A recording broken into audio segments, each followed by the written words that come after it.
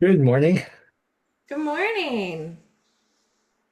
Hi, and welcome to our All Body Stance project question and answer period. And today we have myself, Lance, and we have Harmony Rose. And we have some questions and we'd like to talk about All Body Stance and our fundraising efforts with Move Together. So I think we start out with introductions, and I would love to start out with Harmony introducing herself. Hi, everyone. My name is Harmony Rose. I have been with All Bodies Dance since 2014 when it started.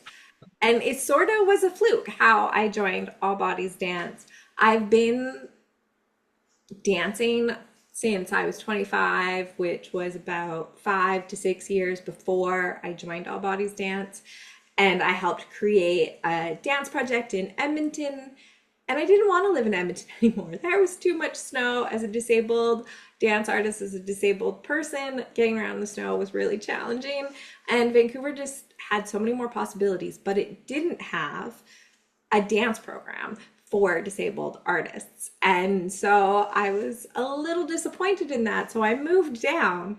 And then serendipitously, a month after I moved to Vancouver, I got an ad in my email inbox that said, All Bodies Dance Project starting classes in September. I was like, oh, all right, then I'm going to go to these classes.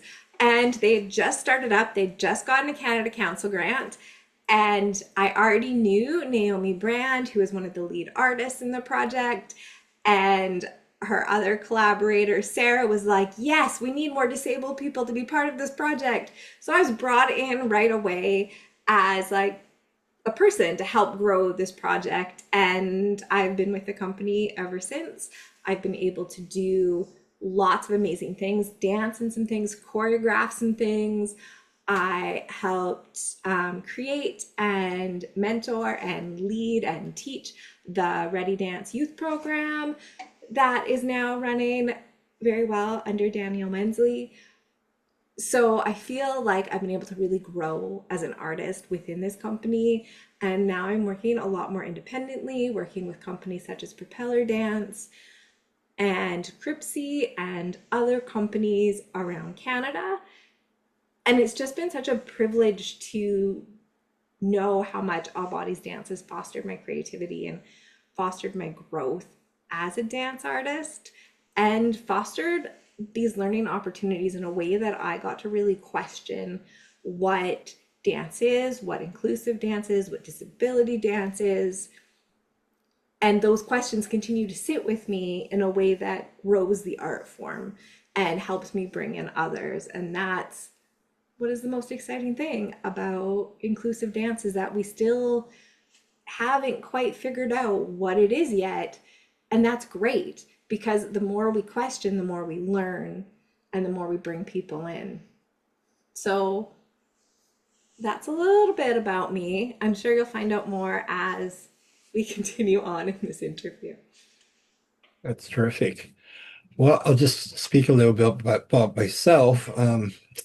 My background was that uh, I used to get involved with martial arts, and if that's sort of my movement background. I didn't really get involved with dance at all until I received an injury after doing a lot of competitions and just sort of so I was injured. I didn't know what I would do with myself. Decided to go back to school, took a kinesiology course, and then joined a choreography class. And I liked it. And I said, wow, this is interesting. And then I enrolled in SFU. I applied, did an audition, and was able to be part of SFU's dance program. So after that, I had finished with dance, and then the first thing I got involved with in terms of artistic project was with a sort of a project in my community that dealt with Chinese Canadian artists called Self Not Whole. And that project basically challenged the notion of um, that that basically a culture of like artists of Chinese Canadian artists of our identity, that it's not just that art can be different for everyone. And it's not just limited to stereotypes of what cultural norms are. So that sort of brought me into the sort of the limelight in terms of what was going to happen in the future with All Body Stance. And in terms of when I started with All Body Stance, I didn't start till 2016. In 2015, I had a heart attack. And at that time, there were certain things that I wasn't sure if I was going to be able to dance again. But I persisted. I sort of got a little bit better, and then I said, "Well, the first thing I got to do is get back into dance, or find something so I can sort of, rehabilitate myself somehow." And I was missing dance because when I finished, at one point, I stopped doing dance altogether. So I ended up going to Carnegie, and there was Karen Jamieson's. They had a program there, and I knew of Karen Jamieson because I revered her when I was a student at school. So she was quite the quite the choreographer at the time, right? So and still is. So what happened was I met up with Julie LaBelle, who was at the time sort of teaching for Karen Jameson. And what she saw me in my chair, and she sort of said to me, "Well, why don't you?" Um, she introduced me to go to Roundhouse in 2016. And when I went to the Roundhouse, that's when I met All Body Stance. I met Naomi, and boy, was it ever different for me. I've never heard of disability dance or all-inclusive dance. And I just from there, wow, I enjoyed the classes. There's a different way of moving, and it's sort of kind of like a dream, like like that we can all dance together. That the judgment, the competition, all that stuff is thrown out the window because basically we can enjoy dance again. It's not just meant to be like a giant. You're not having to live up to performance standards based off, I guess, traditional norms. So that really helped me, and I currently, and after that, we danced for a few years, and then at one point we did a performance at the Central Public Library, Oh yeah. and I remember doing that. And what happened there was I remember during the after the performance, there was one time I had to tell Naomi that I couldn't dance anymore because I had another heart attack. And I was very depressed by that. And nobody heard from me until, I guess it wasn't until around during the pandemic. I think that it was enough, that rooftop performance. So Naomi called me up and said, "Hey, do you want to just hold the door and just help with audience and help?" And I said, "Gee, I really got to get out of this funk." So I went and did that. And after that, soon after that, uh, I I guess it was 2019, I got a call from Naomi again asking if I wanted to, be interested in just being a sort of an assistant uh, as we were trying to introduce all bodies at Carnegie. So at first I thought, well, don't they have Karen Jamieson there? And I guess and they still did, but they weren't really sort of doing classes there anymore. They were doing most of their classes at SFU downtown. So I jumped on the opportunity. And it's sort of like a sort of a new life, new lease on life. That's how I would put it, right? And got a chance to work with them, and I've been there since, even today. And it gave me a lot of opportunities to do choreography, to assist with class, to adapt and learn different ways of moving. And I have my days where I'm using many different mobility devices, and I like to switch between them. And I think it's more like what I would call it is like I'm trying to manage my energy. So sometimes I will dance without any devices. And then some days are like, no way, it's not going to work. And the beauty of this is that what I've learned really so much is that things that I've always known about the community in the downtown east side where I grew up, um, it brought back people, especially during the pandemic. There was such a need to have connection. So all-inclusive dance, what it means to me and what it means to others, it's not just about dance, it's about connecting with others and just having the opportunity to dance. Sort of I guess a lot of people did not know whether they could, didn't know what it was. They were worried, what do we have to learn steps? Um, are we too old to do this? Will my disability affect us? And the thing is, I think all of the above, yes, and all of the above, no. Like these are some of the questions like this idea of dance and all and access and just and inclusive dance is an ongoing discussion as it's changing, right? It's always changing. I won't say for the better or for the worse, but it does change, and we have discussions around what does this all mean, and every once in a while we have to question ourselves, you know, um, and some issues still linger on. So that's my introduction. That's a little long-winded, but that's it. Thank you.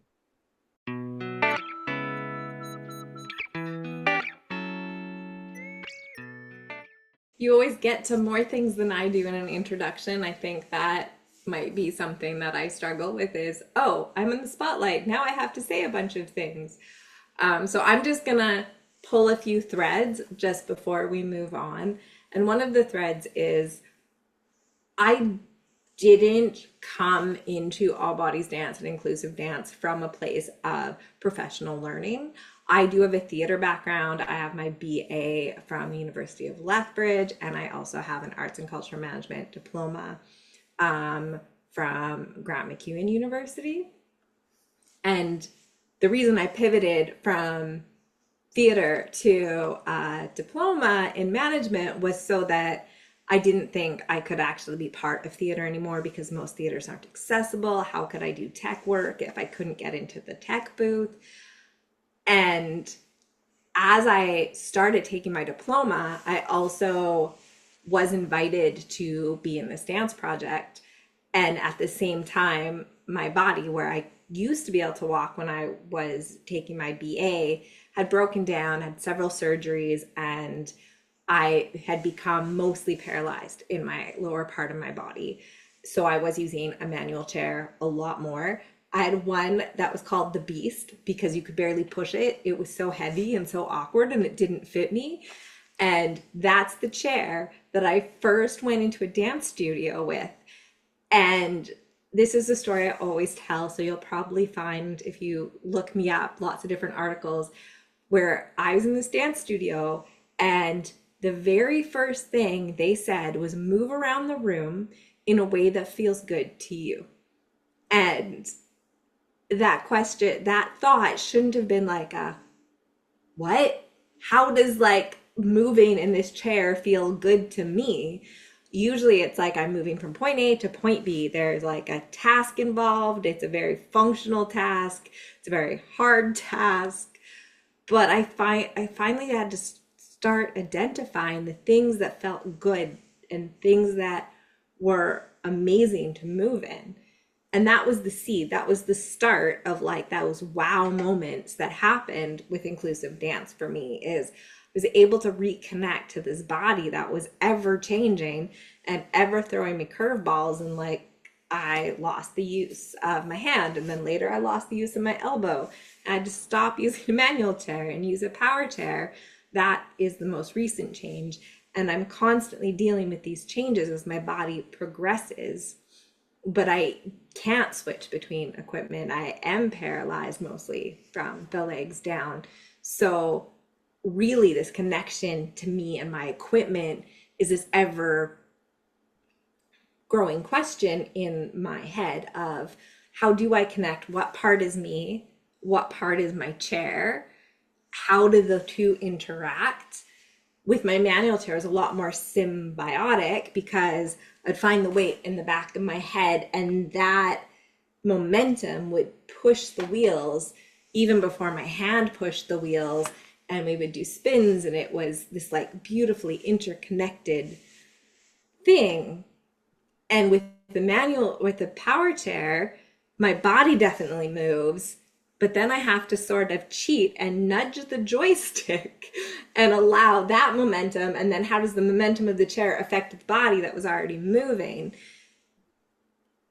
And it took me a while. It took a lot of grief to get over before now I'm like questioning that relationship in a really exciting way of what is dance for me and my body. And then it helps me also think about how do other people connect to movement and what is important in their body to keep questioning so they can keep pushing the boundaries of what they want to do in their body. And I think that's really important in inclusive dance. It's not about learning how to point your toes or get the perfect lines, or it's about what are your own personal goals in your body and how do you stretch that functionality. Maybe you have very little use of your arms and your legs, but you have all this glorious use of your spine and your organs, and how do those help you move in a way that's incredibly stunning. I know this other dance artist who uses breath, barely moves at all, but the use of breath allows these like amazing movements that you're so much paying attention to them. Even if the movements are so small, I could watch them move forever. So that's what I love about inclusive dance, is that everybody's connection to self and movement is so different.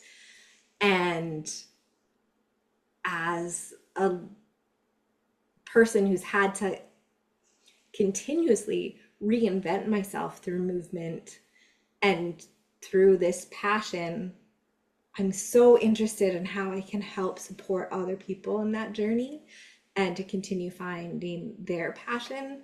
And All Bodies has been a place where I've been able to do that, in a place where I can be leading a class and a new student will arrive and they'll have these absolutely wow moments of, you mean I'm not going to be judged in this space? You mean this movement I did is actually being celebrated? I don't have to fit into a box. That was my wow moment. And it's such a privilege and an honor to be able to facilitate other people to have those life changing wow moments and creating those connections to community which support those wow moments. Wow, that's so well said. I want to say all of the above too. And I think, I think I recall the time where I guess I was single parent and I had problems with neurological things around my legs. And at one point, they would just stop moving. And I just was stuck and not sure what to do. So I remember going to IKEA with my son and uh, and that happened. Sort of like, I can't walk right now. I'm just not great. So they said, well, here's a manual wheelchair, right? They have there. And I just jumped on it and I started rolling it. And I'm going, oh no, I'm going to fall flat in my face here. I'm not going to be able to get around any. I had not used a manual wheelchair before, but I sort of figured it out.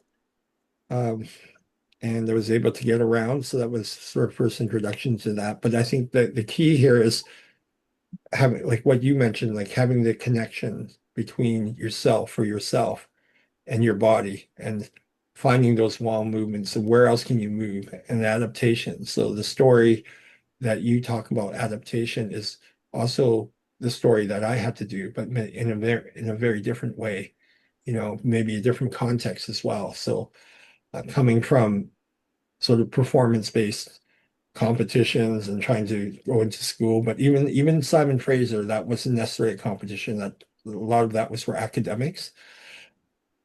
So for myself, it was really more of a healing journey too. So it was really trying to say, well, I got injured and I was told I couldn't really compete anymore. and I was just trying to find ways of connecting my body, with my legs and my back and now my hands. Like, my hands can't use them properly. So as things change, we learn to adapt the move, not just learn to adapt the movement, but find those connections within ourselves. And then from there we go, wow, this is you have those moments where you just go, this is great. I can feel that connection again. Dance helps me um, realize it and find a way through it and adapt to it.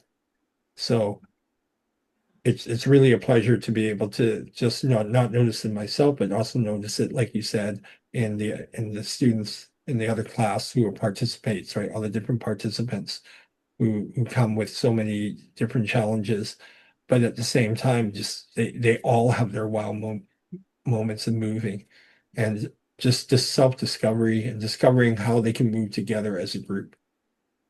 And whether they identify as having disability or not, Hmm. there's people are coming because they feel like they won't fit into another community for X reason or Y reason or Z reason.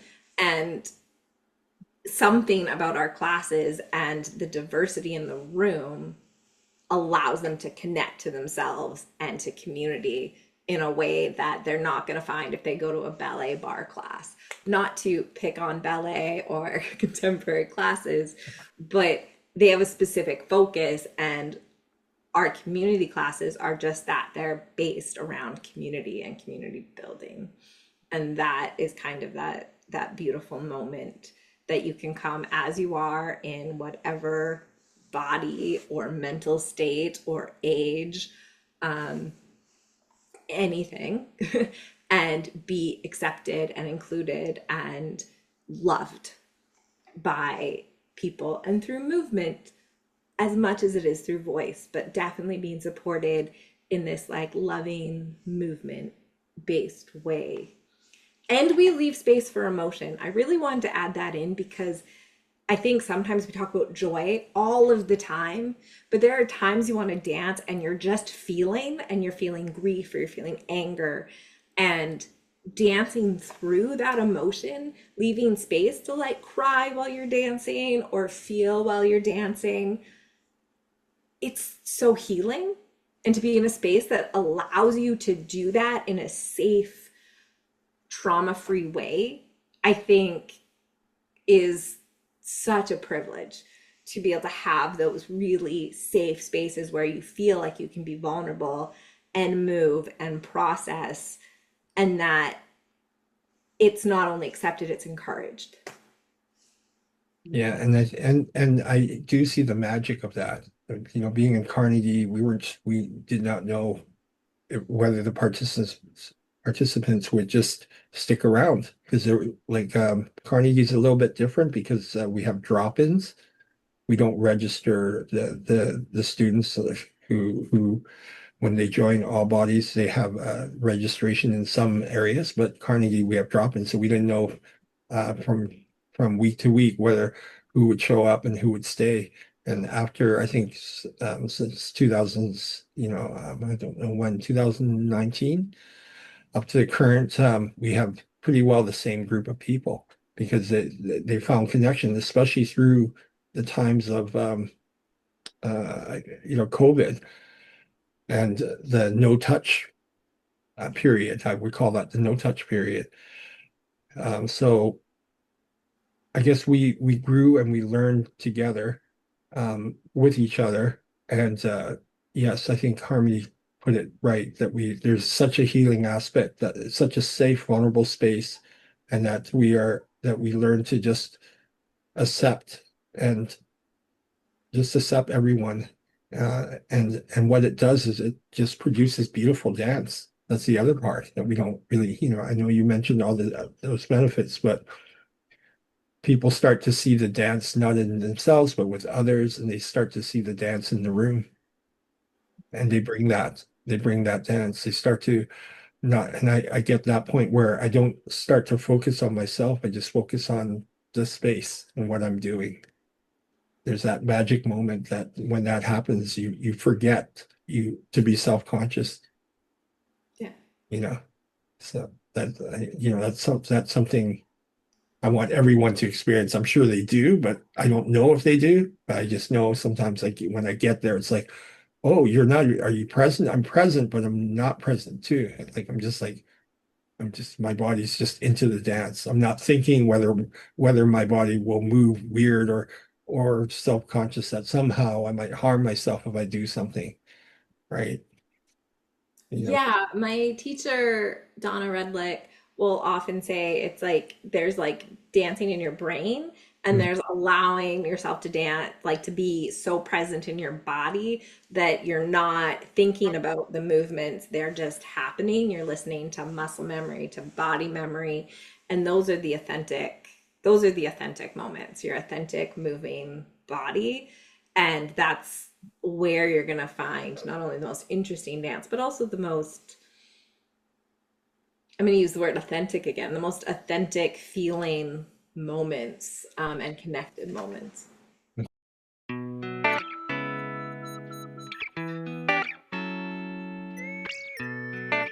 Mm. So I'm glad you mentioned that. It's like you were saying muscle memory. Well, it's also the memory that we have, like you said, the emotional memory that those muscles could carry. So, by feeling that we can just be authentic and to feel that with everyone around us, it's just I don't know how to describe it. It's just something that you have to be a part of, and all bodies dance and that inclusive dance, gives that it gives that opportunity to, especially when we create the conditions for that to be a safe place, right? And I don't know at when and all I know is that whenever a new member joins us, it might be awkward in the beginning, but as they go along, there's something that changes within them and with everybody else that they just, well, I'm accepted here. All these judgments I might have with my own body, myself, with others, it just disappears as we're just all part of the same dance. So it's a beautiful, really beautiful moment, beautiful things that happen. Yeah, Hmm. I think so too. And one of the things that I've been reflecting on personally the last few weeks as I've been like dancing a lot more is just the depth and breadth of lived experience that is in the room, and like not just being in your own head about what I've experienced, the knowledge I come, how smart I am, but really seeing people for all of the things they've gone through without knowing all the things they've gone through, but know that everybody holds all of this amazing knowledge in the space and we can all learn from each other. That's just something I've been really reflecting on, and just that's such an incredible thing to really recognize the wealth of lived experience that we bring to each other. It's really great. So it's just body histories, right, that we have, and how we can share that with one another. And it's it's not unfamiliar territory that class members they gather together, they stick together, they share together because the as you feel less vulnerable around your body and more accepted, it becomes more of a natural thing where it's like, oh, it's okay to share, and it's a it's just something that is beautiful when that happens. Hmm. Yeah, I think so too. I love inclusive dance and just all of the possibilities that come from that. Um, yeah, and the learning that comes from lived experience. One of my curiosities is around enabling more folks with disabilities who didn't have access to traditional dance forms as they were younger, traditional professional training, is how do we mentor and teach them to maybe teach or lead or create dance based on their own lived experience. And some of that is bringing in some of that professional training, but it's also like tuning into them as a person and bringing out those lived experiences and honoring how they learn and how they communicate. And yeah, it's it's actually an incredible way to, instead of I'm going to teach you something, I'm going to support you to bring out your own knowledge. And like that is, I mean, shouldn't we all be taught that way? Yeah, it's a different way of looking at dance for sure, right? So sometimes I'll do a class that's I guess what you would call traditional, just to see if I could do it again. And I'm just realizing that that's considered the how I can only describe it is when you go to certain classes, like you're trying to, sure, you can do movement sequences and things like that, but it's training. It's training as opposed to what we do is improvise, discovering, learning. And I'm not saying they don't have that. They do have that aspect to it as well. But because there's certain performance standards and a certain way of trying to get the body to look as a group entirely identical, the same, um, that can still be achieved in inclusive dance as well. It's just in a different way. We just adapt differently. But at the same time, I think that there's not that pressure of saying, "Gee, I need to keep up." You know, I've been to classes where I go, "Oh my gosh, I can't keep up," or I realize, "Yeah, 20 years younger, yeah, maybe I could have done that." And you're sitting on the sidelines going, "Okay, well." But the beautiful thing, and that's the thing, right? We know our own bodies, and we're taught to say, well, you wouldn't feel that pressure because you know we honor everybody, everybody, and those experiences that come with it. And I do believe that there is value in traditional technique classes in learning how like joints move and spines move, and like I think that will add to dancing and your wealth of knowledge. But I'm so curious to how to bring in that knowledge of bone and body and muscle into the inclusive way. Like, how do you learn that in an inclusive way be, that's safer, that moves at your own pace?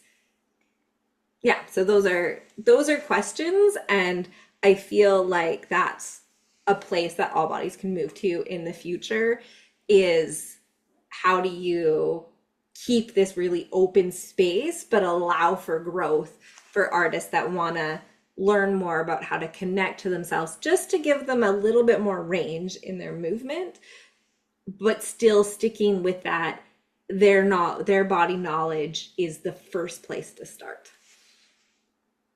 I think that's really relevant. I mean, I I I'm always trying to learn something different and then trying to reapply it to myself. So that's, you know, it just makes sense that that could happen with inclusive dance and with our bodies as well. So, and I'm sure dancers even in traditional sense do that for themselves. So why not? It is kind of the future. Um, and a lot of it is they talk about, and you talked about being with Donna's classes, right? Where like it's about movement repatterning. Repatterning, yeah. So repatterning some things that you were taught a certain way, and now you've got to repattern it and reteach your body a different way. In some ways, we're all constantly doing that, whether you are a person with ability or person with disabilities. It happens regardless of that. So, you know, I'm not going to get into technical discussions of what that actually is, but inclusive dance, it provides that opportunity for us to not just accept our bodies, but to experiment. And when you experiment, you learn some more things. And with certain knowledge, you adapt and you go, gee, I could, even if I can't do this with myself, maybe I can see that somebody else who is a different body, who may be disabled or not, can do this. And it could also inform me. It could give me things like, oh, because they can do it this way, now I can see how I can adapt it. You know, I can try it like this because they did it that way. Okay, that's fine. They saved me a lot of time. They went through all that exploration, you know, and That's they the were able really to find it interesting. exasperating themselves. Yeah, go ahead. Sorry, that's the really interesting thing about all bodies dance, the adult classes. Mhm. specifically because there's so many different types of people and Right. bodies and folks in the space. Everybody comes with a different way of moving, a different lived experience. So you're constantly learning from each other. You're constantly exchanging information, even like unconsciously and subconsciously sharing this information of, oh, I saw this person roll their arm in a way that I never thought of rolling my arm. So I'm going to try on that movement. And oh, I didn't realize I could access my joint that way. And that's really exciting. But you wouldn't get if it was just all people with disabilities or all people in wheelchairs or all people who were standing. Having that diverse amount of movement. I know a lot of people who are standing are like, I didn't realize you could do that sitting. And then they'll try something where they have like a lower stance and then they find movement. So we're really learning from each other. And that's kind of exciting, isn't it? To like really dig in to that sort of like the diversity of it and the learning how it's not, there's no hierarchy. There's not this way of moving is better than this way of moving. It's all like, it's all just exciting and creative. And maybe this person can bring this to the stage, but then another person, another body can do this. And all of a sudden you have this tableau that you would not get if you just had a whole bunch of able-bodied standing typical dancers on the stage, because they have to work really hard to create level changes. Whereas all bodies dance, they go on the stage and they're just automatically this like beautiful, diverse tableau. Yeah, it's almost like instead of sort of drawing a line and making sure it gets to point A to point B, it doesn't matter how it gets there. The point is we're just it's just so many ways of doing it, and we're just letting that happen. And the cool thing is, while it's happening, hey, I want to try that because it's never done traditionally that way. So let's just try it, you know. And it's a different mindset, right? So if you're going in and you're ballet and your legs have to be pointed this way, and again, it's not going against ballet or any contemporary form. Um, you don't feel like, gee, I wasn't able to do it, or I have to sit out this one. You wouldn't have that. You go, especially if you are excited about choreography. So, okay, wow, and someone gives their experience like this is a point of this is what I meant, not in terms of movement, but this is the notion of what I was trying to express with that choreography. And now you give your own interpretation and you inform the choreographer. You provide a beautiful insight that they might never had just because it's a individual who has a beautiful way of expressing it. Yeah, and that's to really like move into all bodies dance choreography and like sort of the methodology behind the work that all we do is we can't come in as choreographers and go, well, we can, but we have to have a lot of flexibility, being like, this is what my dance is about, and this is how I'm going to achieve it, and everybody's going to move like this. We can't do that because we don't know who's going to be in the space and we don't know how they move. We come in with an idea and maybe some scores and some research questions, and we allow the lived experiences of the bodies in the space to help tell that story. It's very much a conversation, a fluid conversation that happens between the choreographer and the dancers in the space. And to yeah, and to try to do it otherwise just takes away that vulnerability and authenticity of the work that we do. I think you put it really right on, right spot on, because as a choreographer, if you're trying to get again like point A to point B and all dancers have to be this and have to do that, you might not get that. And it's true with just the idea that you'd have to probably find dancers who could do some of the things that you want to do. So you're not faced with that sort of way of looking at things. You're allowing for the dance to come through process as not through what it should be or results driven sort of performance. And I think that's very different and at the same time very freeing for a choreographer. It doesn't have to be like, oh, I need to work with these people, or even if I can't do the movement, I need to be able to know that these dancers can all do this movement before I can even gather them to be a part of my piece. So just having that freedom just to explore and not worry too much about it, but at the same time still be able to express what you wanted to express through the works and through the performers who can provide, authentic insight into the lived experience. Mhm. Totally. And one of the things, so I did this piece called Inflect, and originally it was supposed to be a quartet about the elements. I don't know, I was a new choreographer, so my ideas were fairly basic at the time. But then it became this conversation between an standing dancer being able to use this four-wheeled sort of flat boogie board platform that we had made, and a wheelchair user. And like that was the research question, is what is the movement when you're both on wheels, and like how does that change the dance? And it wasn't until like the fourth iteration and we performed on stage, and I think it was like the second night, and Naomi and I looked at each other and were like, this piece is about trust. Like we didn't actually know what the piece was about until we had performed it several times and really just really found it. We were like, oh, it's about sensitivity and trust, and how do you trust people, and how do you find that control, like, and who are you giving your control to, and when. And like it was a very powerful piece, but it took a long time to find what it was. And that can be incredibly frustrating. I will let you know, but it's also kind of amazing when you find it, right? Like when you allow what is happening to just keep building until you're like, oh, that's what it really was. That's what we've been working with this whole time.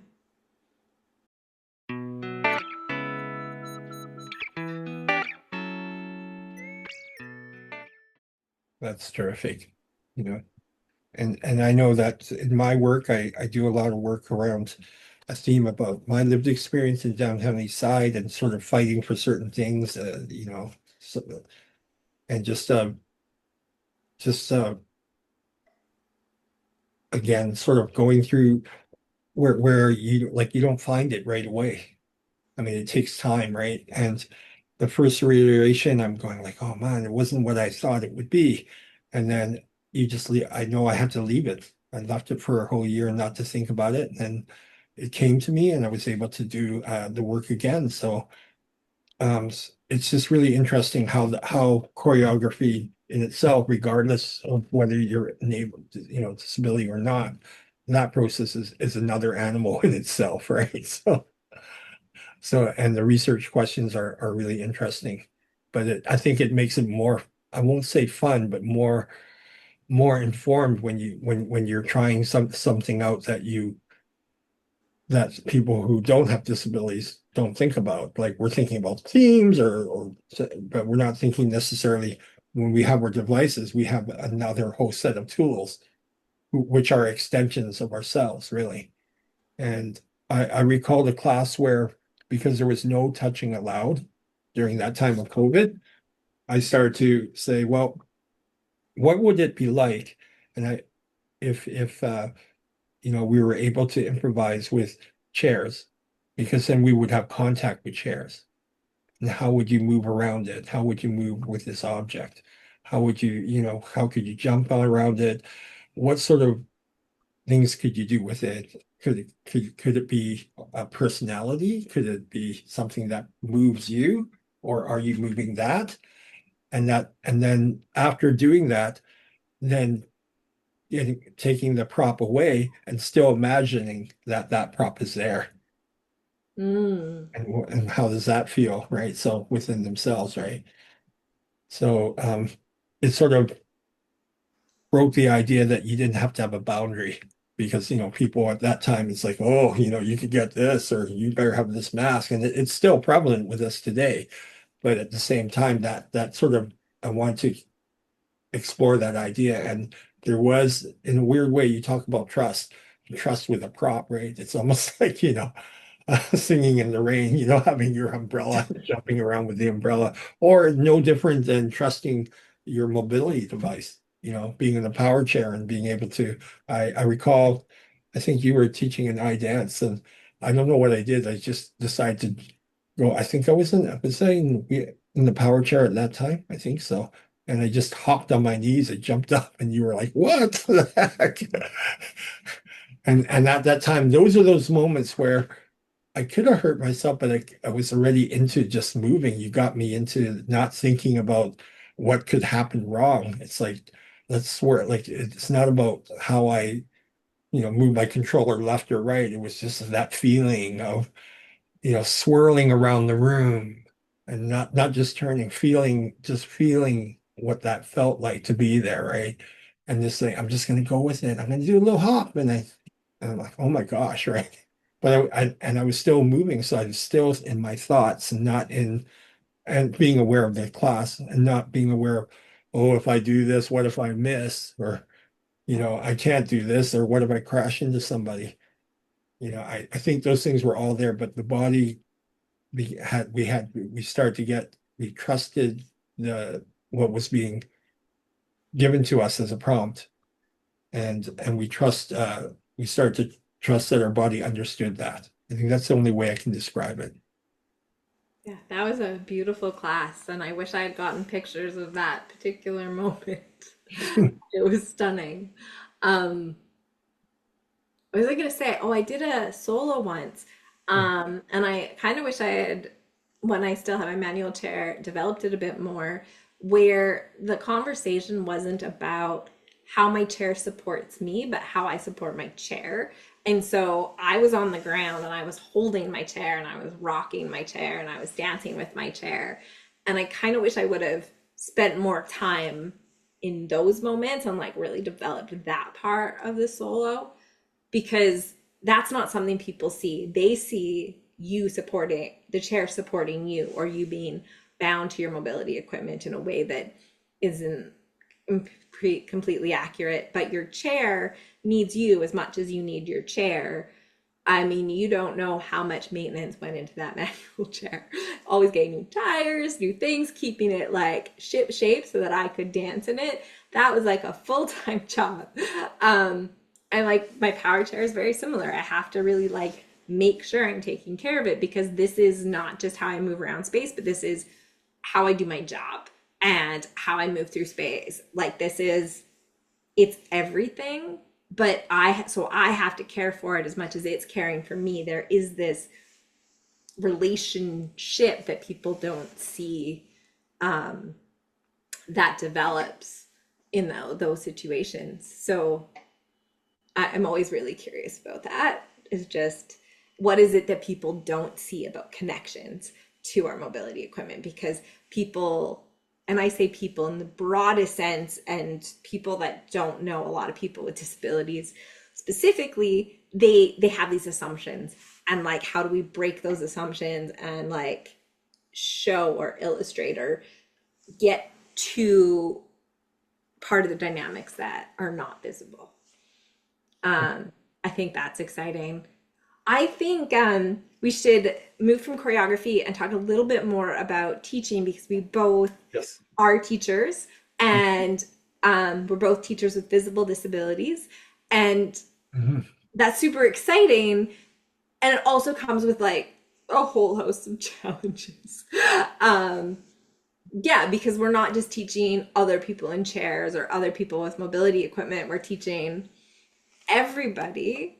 And I do know that like there's times when I'm teaching and I want people to use their lower body, and I'm like, how do I give scores that allow them to remember that they have access to their legs and allow that sort of those movements when I don't have as big of a connection to my legs. Mhm. So it's this, I always cheat. I'm always like, and if you need an example, watch this person over here. So that people are being held in space, not just by me and what I'm offering, but by the other folks in the room. And I think it really helps, like using somatic terms, to be able to feel, because dance is not necessarily just about the action of movement, but the ability to feel that movement, even if it's not present. So like we talk about just breathing, minimal. So when we're still breathing. We're always breathing. So if we could feel our breath, we could feel the lower extremities through the breath.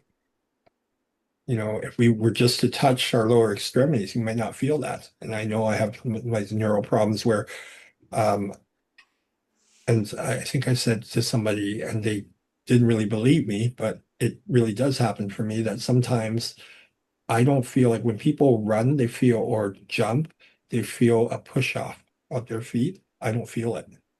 Hmm. It's very weird. So for me to feel that sensation, I have to sort of rely on a previous memory somehow that I could do it, and to do it safely, I have to do it a few times just to readapt, sort of repattern my brain to think, wow, okay, it's not going to be a feeling based off your sensation, but it'll be your understanding of how you moved your feet, how you use your, part of your heel, how you use certain parts, and hopefully it all works. Hopefully it all comes together because I can't necessarily feel that. So it is a challenge to teach, and teaching takes many forms. And I know I've had moments where I would say something and the feedback is pretty instantaneous. They all look at you very confused. And you're like, oh no. And I Right. think it's about That's right. simplifying what your ask is. Yes. And that takes practice with words. And as people who've been listening to this interview know, I talk a lot and I use a lot of words to say maybe something very short or very simple. So that was a big challenge in me learning how to teach was what is it that I was trying to say and how do I say that in a minimal way? And then how do I support what I'm saying when the score or the activity is actually happening? And I spend a lot of time teaching online. So how do I do that online when I talk the music cuts out, or like what are the Oh different my goodness. examples? Yeah, so it's a practice and it's a skill, and how I do it is going to be different than how you do it. It's going to be different how Rianne does it or Naomi. Um, but there's value in everything that we have to offer. Both you and I have been taking a class with Rianne recently, who is another all bodies dance teacher, and she was leading us through scores that I was very familiar with. But to be reminded of the things she reminds us of while we were dancing, I was like, right. I haven't been reminded of that in a long time. My way in when I teach this score is totally different. And how amazing is it that All Bodies Dance has all these teachers that find different ways into the material so that you can take the same material, but it's always different and always interesting and exciting, and you learn different things based on who's teaching. Yeah, I find it very exciting too, and I frequently like to attend different all bodies dance classes. So I will go into the roundhouse and I will experience, Andrea teaching, and uh, go to Trout Lake and see Kevin and learn how he puts his score together. So it's really great, and you see things that are familiar with all the teachers within all bodies dance, and you'll see things that are not, and they're their own way of saying the same thing sometimes, but in a way that is very unique, but it also brings something out of us, right? So each teacher brings something different and brings something out of the participants. So I was really lucky to be able to just learn from everyone. And you talk about the lived experience, that's our teaching experience, working within each other. And as we go, well, how did you get to that? How did you come to that? Where did you get this word that is so remarkable that just sort of makes my body want to do that, right? And I think that also I think a challenge that I had to go through around teaching is that there's just also cultural differences. So it's not just like, okay, well, everybody has done this, or they can't do this, or they don't understand this, or disability. It's not just disabilities. We have the whole full spectrum from people who come from different cultures. So, what they use as metaphors as somatic is totally a different language, different way of saying the same for them, what it means to them. So, I think what we're alluding to is being able to feel that we can share those experiences with one another and what that means. And if someone will do something and it won't make sense to me, but later on, we start to connect. And from our discussions, oh, so this is what it means. And so how would that mean? How would could you show me what that means in terms of when you do a movement, right? And then you start to not just look for the movement, you look for the feeling behind it, the story behind it, and you try and find connections that way. So there's so many ways of connecting, and I think that it not only opens up the possibilities, but one thing I really enjoy, and this is just me. Um, I know I'm very silly sometimes because I love this idea that I want people to be able to explore and play, because instead of saying, well, I won't do that, you know, because it might not look good, or I'm going to fall flat in my face, or what they ask, maybe I can't do this. So I think that part of this acceptance and getting to that place where you can just say, you know what, don't worry about it, just play, you know, and at the end we'll just say, show us what you discovered around playing, and I think that's brilliant. So instead of goal based, like, we must feel this, or this has to be this high, a lot of times we talk about try different levels, right? Just try it, in your own way, right? And now describe how you tried it. Do not describe whether you failed or succeeded. Just describe what would that be, and even in your imagination, what would that be, right? It's interesting you're saying all this like very like thought-provoking stuff and I enjoy it, but most of my teaching has come from teaching the youth class, which is working with a lot of neurodivergent and different cognitive ways of thinking.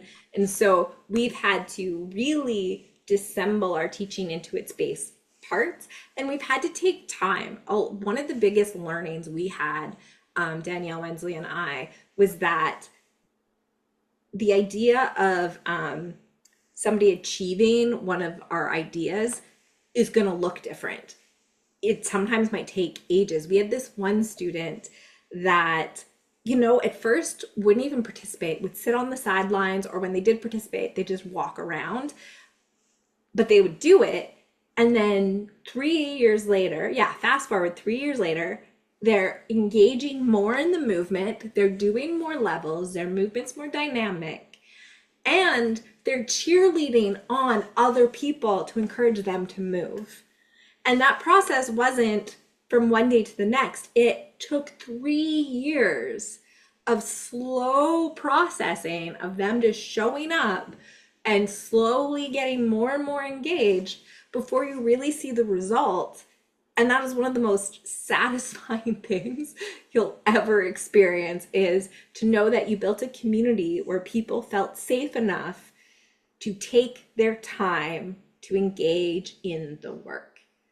And that as a facilitator, you're basing everything on the day to day, on how they're engaging, like not how they're engaging, but you're allowing things to take a glacial pace, and you're allowing yourself to really dig into one subject for a while and then move on to another subject, but reflect back on the first one, and that it's okay.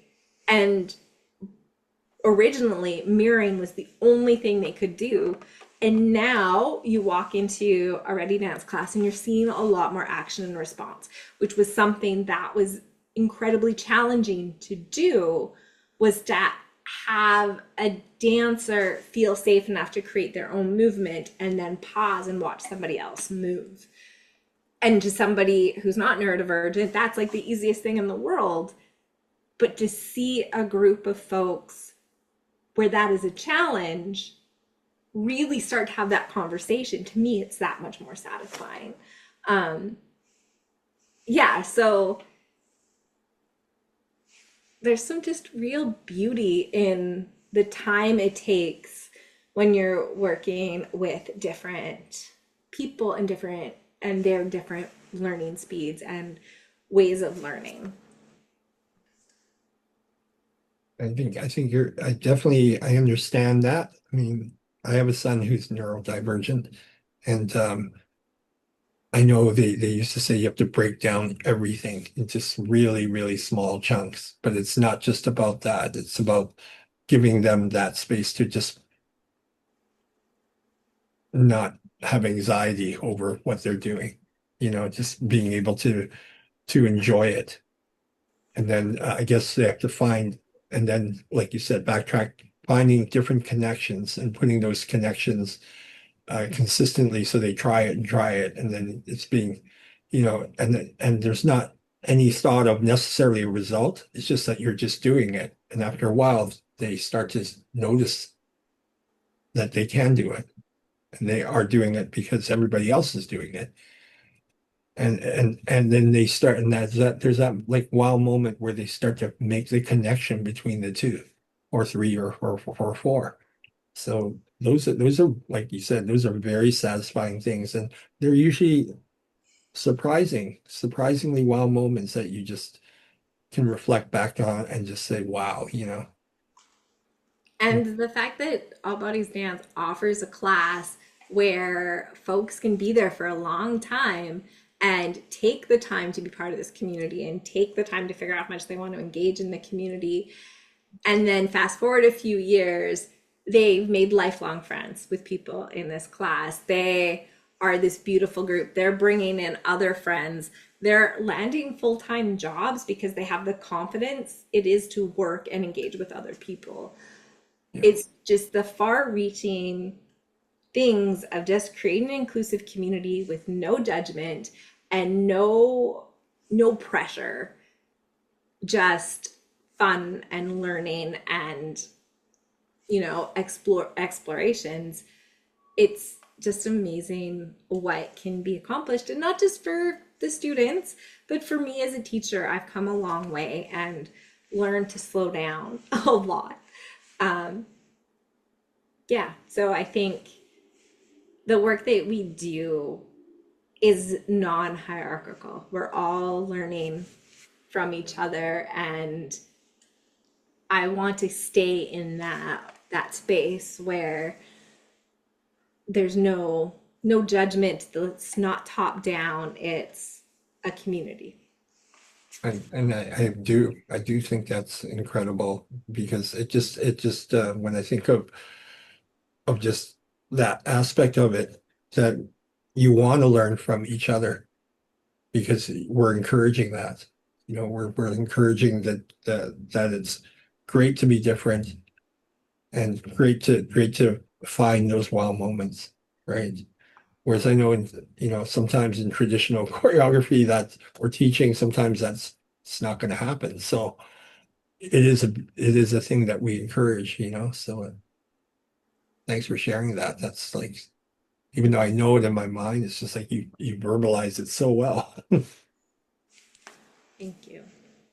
Yeah, I think what All Bodies is building and has built as a community, it's far reaching, not just not just in its classes, but its mentorship programs. I have taken classes with other folks in other communities now, and you Mhm. can see their inspiration and their learnings from the All Bodies community.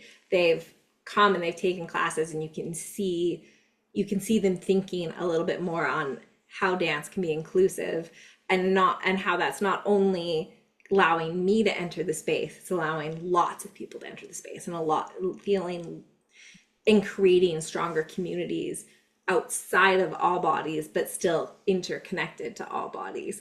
Because this other class that I'm in, there's a lot of people that dance in All Bodies classes and this class. Like we have this trickle through of this beautiful, rich dance community in Vancouver, and All Bodies is becoming like the center of that community dance world.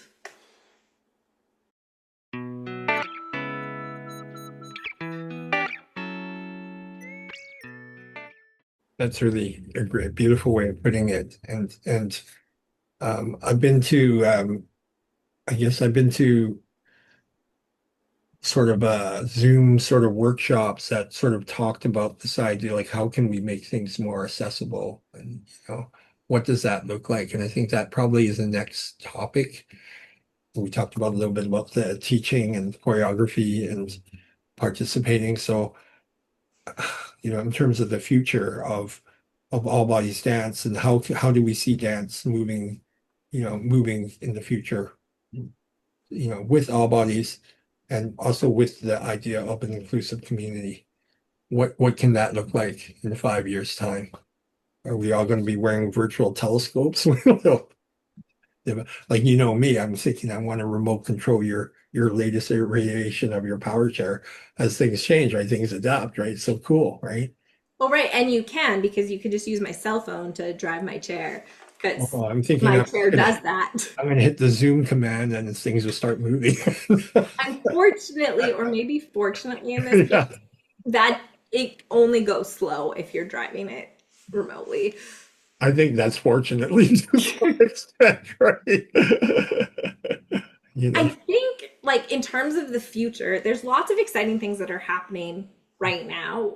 For example, Janice teaches our online class, and we have people from the States, we have people from Europe. She's had students from New Zealand, people across Canada come to her classes, and she's developed such a beautiful community, like international community. And Andrea and I come in and we teach class there as well. And we've really started exploring what online dance can do. So I feel like that's an avenue that can use a lot further exploration. And I've been teaching in Ottawa online through Propeller Dance, which is a Ottawa theater or dance company, inclusive dance company. And I even helped, they did a big project that was filmed this past weekend, and my class did a bunch of Zoom videos that they used on the onstage thing. So I was technically performing on the weekend without actually being there. So that's like kind of like that, the two things of like, what can technology do for dance and inclusive dance, and also how can we keep creating these far reaching bonds of inclusive dance? How do we bring in people from all over the world and really make these connections with other disabled dance artists, other communities, other people looking to create more inclusive spaces? And I mean, also there's that idea of remote communities. More remote communities are getting internet. How do we bring in dancers who would never have a chance to be in a dance class otherwise, but now we can bring them in from these remote communities? And how do we get to them in the first place? That I think is part of our future, is like really creating this web, this like international, national network of dance artists. So that, like, that's one exciting thing. The other exciting thing is, what is disability leadership? Like disability led dance. What does that mean? And how do we continue to mentor dancers? You and I have been very lucky to be fostered in the all bodies dance community and have really grown in artists and grown as ourselves outside of the work as well. And how do we pass that on to other dance artists, give them the opportunity, and through that disability led lens, and how can all bodies help foster that experience? That and a third one, but I'll leave it there. yeah, no, I know recently the All Bodies has done that through some teacher training and some also mentoring programs with ourselves and those who want to learn how to sort of introduction into leading leading a class, right? And what that looks like. And from there you're sort of diving into the deep waters, and that's what it is, because you're getting a diverse range of people, and with some with neurodivergence, some with many different many things on the spectrum. uh, whether it's visible disabilities or not, whether it's cultural. But what we're all doing is we're learning to share and communicate and to, to feel and to be able to participate, to feel that we can participate in that class, right? And so there's so much opportunities to continue to grow. So, you mentioned in terms of the online and the technology that's coming up, right? And you know, I just see one day, Harmony's instead of you being on Zoom, you're just going to be like you're going to be performing somewhere, and the hologram of you will be somewhere else, right? At the same time, I'll be dancing with your hologram, and you'll be seeing this, and you'll go like, "Wow, he's in New York somewhere, and we're doing a piece in Lesbon in Portugal, right? Where Kevin's going, Well, that's my home. Are they really here? We only give them a hug, but they only gets a virtual, no, there's nothing there, just a virtual hologram of ourselves, right? So, yeah, that's really exploring an upcoming project I am actually working on. But maybe not the hologram, but how do you create a duet when you're in different places and for a live performing audience, a that's live some, audience. that's something I'm already exploring in a weird way, in terms of looking at some technologies that can do that. So there are things like it's kind of like the Star Trek room right now. And I think what it is they have this thing that you have to go inside this sort of box and you walk in and they video you live, but in another room you show up. You show Oh, up cool. and you actually show up, but it's limited to a certain space. I'm wondering, and I know I've heard of things where they're able to uh, not with disabled people, but just with this idea of this technology, taking a singer, let's say Michael Jackson, who's just, no longer with us, and being able to put his hologram and have him perform in many different spots. So the other interesting thing is, I don't know whether I'm very comfortable that, you know, gee, is this really you, Harmony, or is this an AI of you?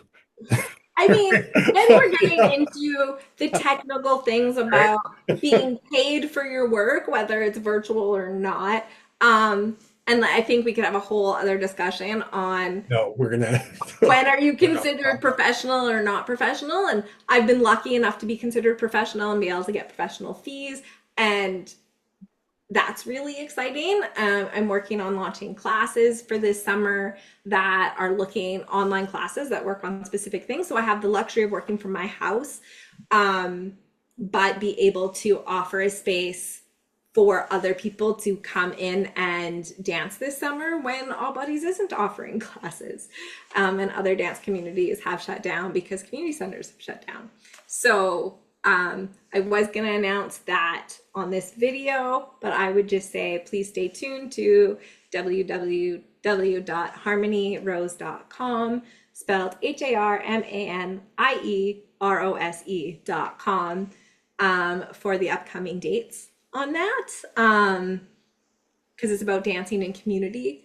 I'm also just want to go back to the conversation about how do we dance from different places. The other question is how do we use disability culture and disability cultural practices to help support that duet. So one of the things we're looking at is how do you embed description into the piece that Yeah. also helps hold space for the dancers to interact, but also is an accessibility tool. So how do you bring those worlds together?